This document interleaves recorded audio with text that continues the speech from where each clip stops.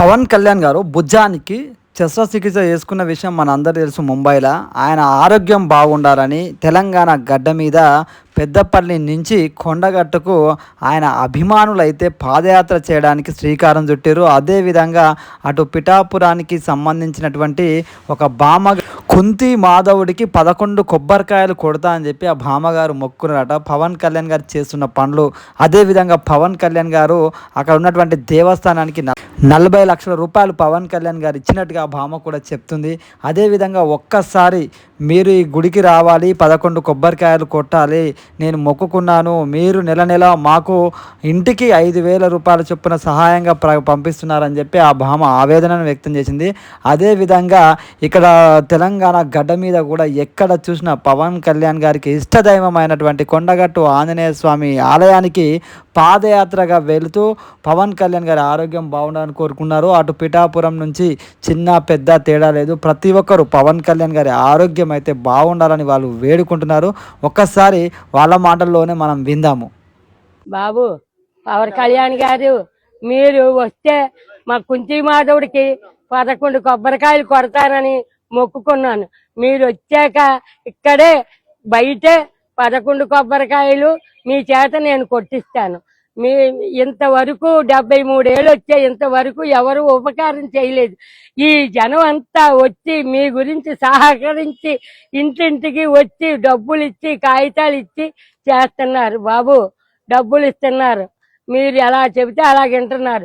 మీరు లేకపోయినా ఇంత జనం వస్తున్నారు, మాకే ఆశ్చర్యం వేస్తుంది. ఓట్లాడే వచ్చేవారు, మరి ఎవరు అవుపించేవారు కాదు. ఇప్పుడు నిత్యం నెల అలా వచ్చి అందరికీ డబ్బులు ఇచ్చి సహకరించి కష్టసుఖాలు అడిగి వెళ్తున్నారు. ఇంతవరకు నేను ఎప్పుడూ చూడలేదు పుట్టాక. బాబు మీ ఆరోగ్యం కూడా బాగా ఉన్నట్టు చెయ్యండి బాబు. మీరు కుంతి మాధవ స్వామి దేవస్థానానికి రండి. పిఠాపురం మహారాజు కట్టించాడు ఈ గుడి, మీరే వచ్చి అడుగు పెట్టాల. మీరే అన్ని విధాలా చూస్తున్నారట. మొన్న 40 లక్షలు కూడా ఇచ్చారట మీరు, అందుకని ఇక్కడ చెప్తున్నారు. అందుకని మీరు వచ్చి అడుగు పెట్టి ఈ కంచర్ల రాంబాబు గారి చేత సన్మానం చేయించుకొని వెళ్ళండి బాబు. బాబు మహానుభావ, నీకంటే ఎవరు దిక్కులేరు. ఇప్పటికల్లా దేవుడు మీరే ఈ పిఠాపురాన్ని వెళ్తున్నారు. ఈ పిల్లలందరూ మీరు సహకరించి మీ కూడా ఉండి కూడా వచ్చి పని మానేసి కూడా వ్యాపారం మానేసి వచ్చి మీ గురించి చేస్తున్నారు. అది మీ విలువ నిలబెడుతున్నారు. కరీంనగర్ నుండి కొండగట్టు వరకు పాదయాత్ర చేయడం జరుగుతుంది. ఈ పాదయాత్ర యొక్క ముఖ్య ఉద్దేశం ఏంటంటే ఈ నెల 11వ తారీఖు రోజు